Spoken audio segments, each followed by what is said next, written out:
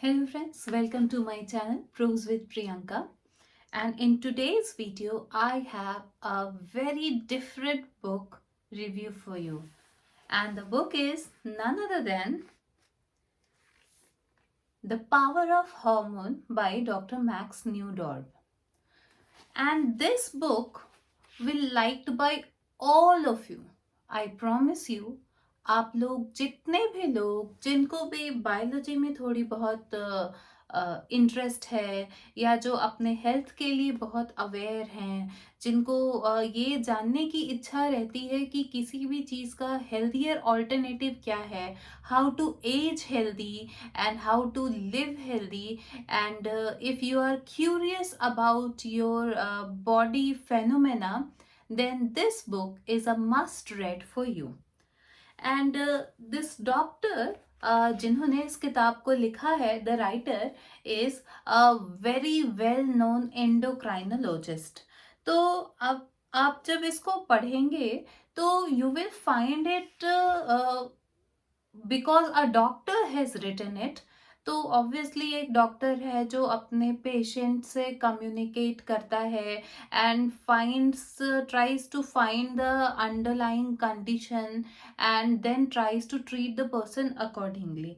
तो ऑब्वियसली जो बीमारियां हमें होती है और उसके पीछे कौन से फैक्टर्स है, या ऐसे भी जो चीज़ें होती है, जो ग्रोथ है हमारा, किसी बेबी का ग्रोथ है, when we grow up and when we hit puberty, and then we there is all this stress hormone and this sex hormone, and then how we procreate, and then how we age. So in all these phenomena, जो hormones अपना role play करते हैं हमारी body में, जो glands हैं, जो organs हैं, और जिन ग्लैंड से जो हार्मोन सेक्रेट होते हैं, उनका हमारे ग्रोथ पे, हमारे मूड पे, हमारे और बॉडीली फंक्शंस पे क्या इफेक्ट पड़ता है, और वो कैसे सारी चीज़ें होती है. This book is all about that. तो एक ये बहुत ही इजी कम्युनिकेटिव स्टाइल में ये किताब लिखी हुई है, और थोड़ी बहुत अगर आप इंग्लिश को माइंड ना करें, because doctor has written is this book in its his native language, तो आप देखेंगे कि काफ़ी इजी टू अंडरस्टैंड वे में ये लिखा गया है. तो जो कई चैप्टर्स में ये बुक डिवाइडेड है. ऑब्वियसली पहला है this is pregnancy and birth, first the egg and then the chicken, then pubescent toddlers, preschoolers, ऐसे करके ये हर एक चैप्टर वाइज ये जो राइटर है, ये हर एक पर्टिकुलर हार्मोन को जो है वो डिस्क्राइब करते हैं. And then he tries to कि कैसे चीज़ें होती है, किस हार्मोन का क्या इफेक्ट पड़ता है, और कैसे हमारा जो मूड है वो भी हमारे हार्मोन से कितना रिलेटेड है. So we know that.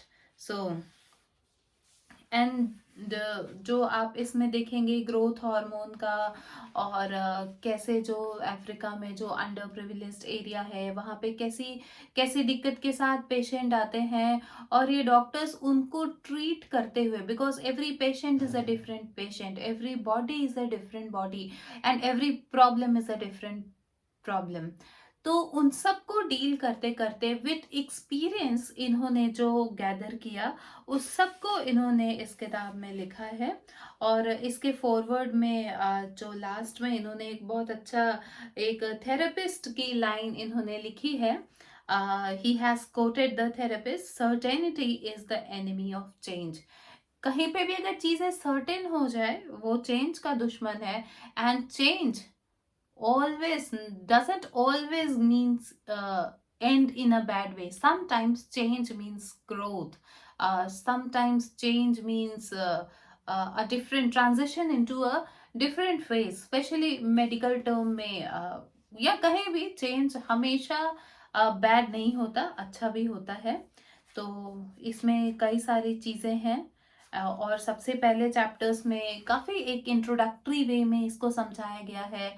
कि कैसे कौन से फिजियोलॉजिस्ट अर्नेस्ट स्टर्लिंग जिनका नाम है, जिन्होंने ये हार्मोन वर्ड को कॉइन किया था, Ernest Starling and his brother in law William Bayliss in 1902.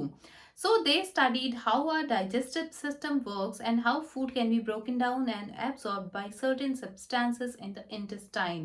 तो ये मेरे लिए काफ़ी एक मैं नहीं जानती थी back then. I would have read it in maybe in my science classes back in my childhood days, पर इतने टाइम की बात किसको याद रहती है. तो ये मुझे एक नई चीज़ जानने को मिली कि the hormone word was coined in 1902. मतलब ये काफ़ी इसी सेंचुरी की बात, सॉरी 20th सेंचुरी की बात है, पर 1902 में इसको पाया गया था by Ernest Starling and his brother in law. And they found it कि वो डाइजेस्टिव सिस्टम में कैसे हॉर्मोन्स जो है वो अपना रोल प्ले करते हैं. तो इसको मैंने अंडरलाइन करके रखा था that I would share it with you. तो इसमें ये है कि कैसे जो हॉर्मोन्स हैं वो काम करते हैं, स्पेशली जो प्रोक्रिएटिव हॉर्मोन्स है, रिप्रोडक्टिव हॉर्मोन्स है, वो कैसे काम करते हैं. तो उसके बारे में है. Like first the reproduction starts in our brain. ये मुझे बड़ा अलग सा लगा था, because obviously all we know is testosterone and then that ovaries and all that, they create something, release eggs and all that happens. तो हम लोगों को वो वाली बात पता है. पर यहाँ पे एक बड़ी अच्छी बात मैंने सीखी that reproduction therefore starts in your brain. The pituitary gland and the hypothalamus are the control center of your endocrine system as well as your nervous system. तो ये कहते हैं कि जब प्यूबर्टी हिट करती है तो हाइपोथैलेमस जो हमारा है फीमेल्स में और मेल्स में, वो जो है वो GnRH एक हार्मोन होता है, गोनाडोट्रोपिन रिलीजिंग हार्मोन. फिर वो जो है अदर जो पिट्यूटरी ग्लैंड को है उसको FSH और LH ऐसी चीज़ें सेक्रेट करने को बोलता है. So this starts first in our brain. तो अच्छी बात पता चली मुझे और काफ़ी इनलाइटनिंग था. एंड आई होप जिसको भी थोड़ी बहुत साइंस में इंटरेस्ट है, ह्यूमन बॉडी में इंटरेस्ट है, उसको ये बहुत अच्छी लगेगी कि कैसे जो है वो ये जो प्रोक्रिएटिव हॉर्मोन्स अपना रोल प्ले करते हैं. और जहाँ भी इन सब चीज़ों में जो आजकल देखते हैं इश्यूज आ रहा है, तो वो कैसे चीज़ें ठीक होती हैं, कैसे उसको रिवर्स किया जाए, वो सारी चीज़ें जो है इस चैप्टर में राइटर डील करते हैं. Then there is this another chapter which we will deal की मेंटल स्ट्रेस. आजकल हम सबको स्ट्रेस है, एक छोटे बच्चे को भी बहुत स्ट्रेस है. तो वो स्ट्रेस ठीक कैसे होगा. सो ही सेज कि ये जो इंडोर्फिन्स हैं, जो ऐसे जो हैप्पी हार्मोन सेरोटोनिन और ये सारी चीज़ें हैं जो हैप्पी हार्मोन सजेस्ट, जो इंडोर्फिन्स एंड एक्सोर्फिन्स हैं, तो इनको ऐसे कैटेगराइज किया है pain killers and happy hormones के उसमें. और फिर ये कब इसको फाइंड आउट किया गया था, व्हेन इट वाज डिस्कवर्ड कि these two hormones are stress busters. तो ये उसके बारे में है. Then we have another chapter जिसमें ग्रोथ के बारे में बात की गई है कि हमारी जो हाइट बढ़ती है, जो थायराइड का इशू होता है, ये सारी चीज़ें जो है वो कैसे हॉर्मोन्स रेगुलेट करता है और कैसे हम उसको if we know in time कि अगर जो है किसी की हाइट जो है वो नहीं बढ़ रही है, तो if we know in time how can we prolong that growth phase. ऐसी कई सारी चीज़ें इसमें है. So genetics do play a major role, but अगर in time if we get to know और वो हार्मोन का सही डोज मिल जाए तो वो भी एक बढ़िया ग्रोथ में रिजल्ट कर सकता है. सो इस तरह से ये जो इनका दूसरा चैप्टर है, then this growing pains and butterflies, वो जो बचपन में कैसे जो एक नेवर सैटिएटिंग हंगर जो टीन एज में बच्चे फील करते हैं, because that supports growth, and then the pain in leg, so these are actually adding in the growth of the child, पर वो पता नहीं होता बच्चों को। And then this then old choices in new paradise करके एक चैप्टर है, जिसमें कि ऑल द हॉर्मोन्स, वो जैसे कि हम कहते हैं ना कि जो गट जो है हमारा, वो सेकंड ब्रेन है। तो वो सेकंड ब्रेन कैसे है, इसमें है कि डोंट जज overweight people too harshly in part of the world and at a time in which slim is the norm. कभी भी किसी ओवरवेट पीपल को जज मत करिए, बिकॉज वो सिर्फ अपने खाने की हैबिट से नहीं है, कभी कभी उनका मेटाबॉलिक रेट स्लो होता है, जिसके कारण वो कम भी खाते हैं, पर फिर भी उनका जो वेट है वो बढ़ता चला जाता है। तो ये हंगर एंड मेटाबॉलिज्म करके इनका पूरा सेक्शन है। फिर इन्होंने बहुत ही एक्सप्लिसिटली डिस्क्राइब किया है कि कहाँ से कौन से हॉर्मोन्स जो हैं वो कैसे डाइजेशन में इन्वॉल्व हैं।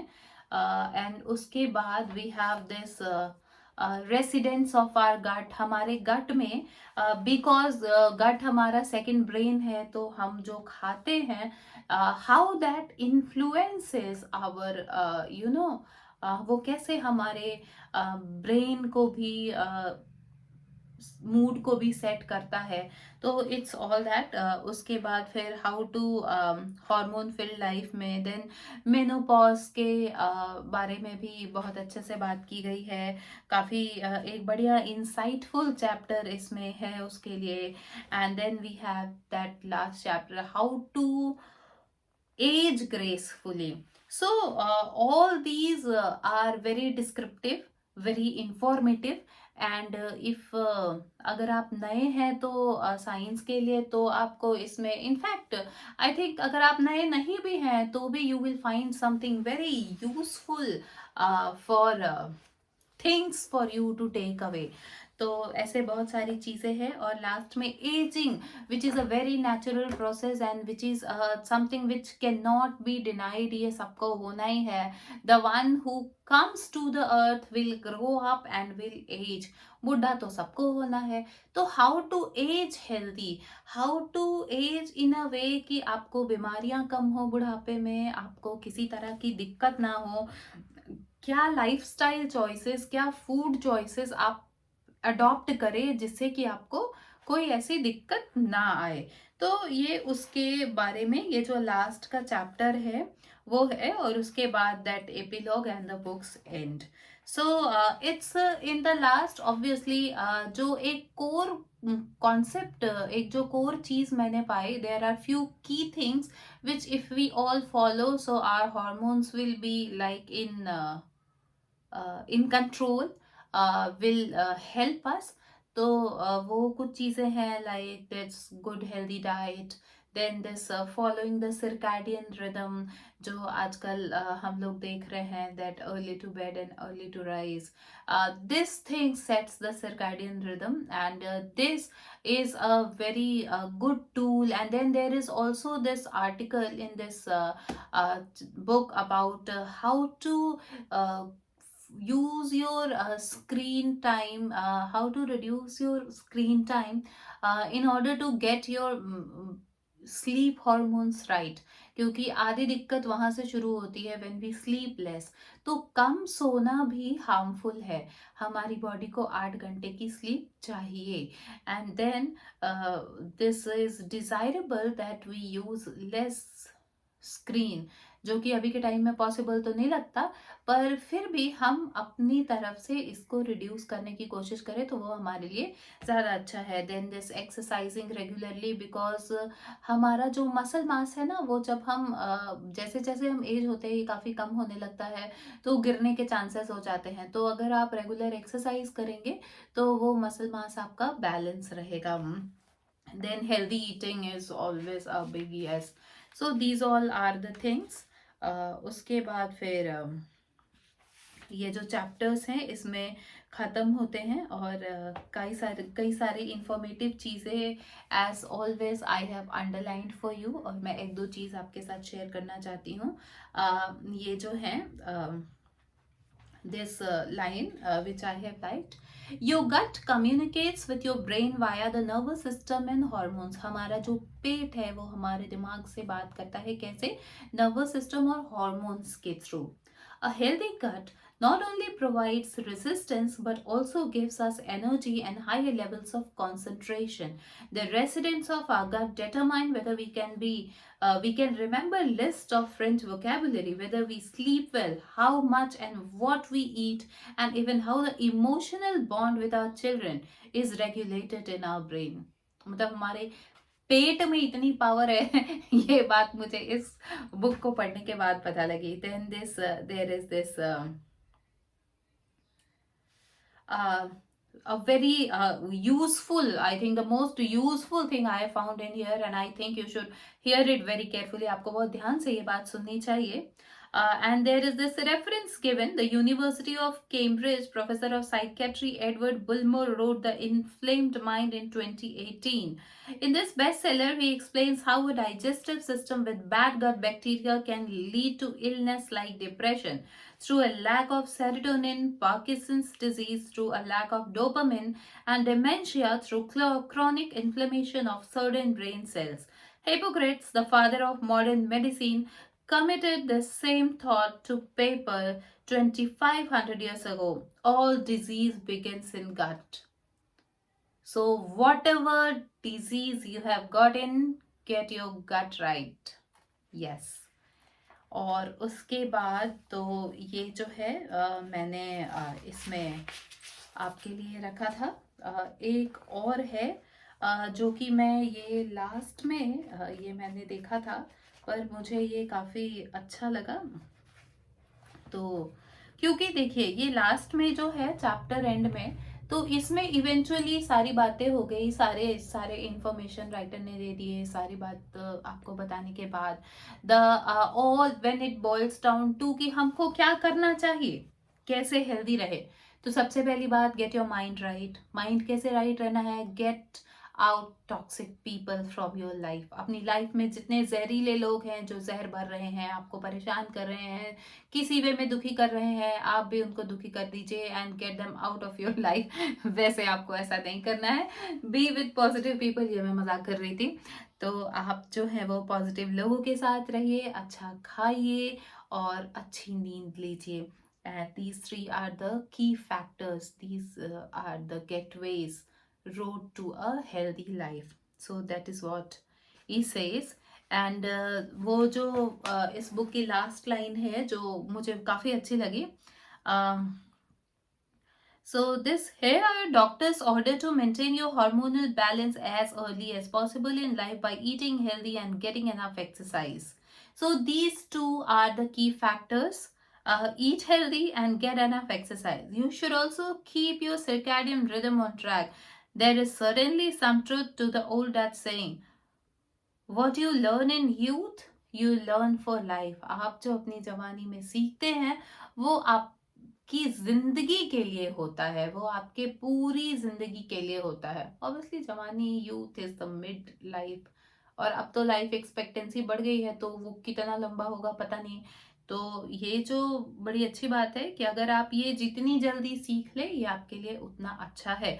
So that's all for this book. I will come with my next book review in a few days. Till then, you read this book and what you think about my this book review. आपको ये कैसा लगा? Please आप मुझे comment section में ज़रूर बताएं, और अगर आपके दिमाग में ऐसी कोई किताब है जिसका आप चाहते हैं कि मैं रिव्यू करूं तो आप मुझे वो भी बताएं. एंड टिल देन और अगर आपको मेरा चैनल अच्छा लगता है तो प्लीज़ आप इसे लाइक करें, शेयर करें, सब्सक्राइब करें. And I will see you in my next video. Till then take care. Bye. Happy reading.